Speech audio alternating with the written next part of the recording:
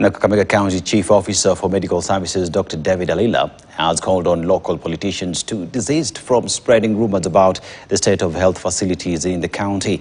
Speaking yesterday while flagging off drugs and non-medical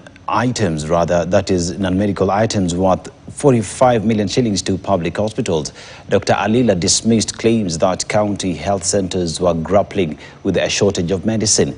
Now, the consignment, which included essential drugs, laboratory reagents and medical supplies, will be distributed across all county facilities to boost service delivery. Dr. Alila emphasized that the county has put in place systems to ensure equitable distribution of medical supplies. We have 30 million non-farms, and we have 30 million farms, and non-farms, there are 15 million. We have a variety of drugs.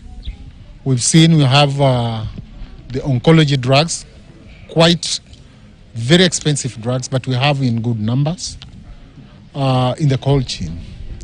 They are going to serve us for the next 4 months to 6 months.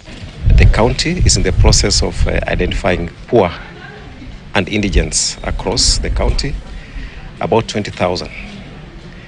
And that's a process that has started through the CHPs.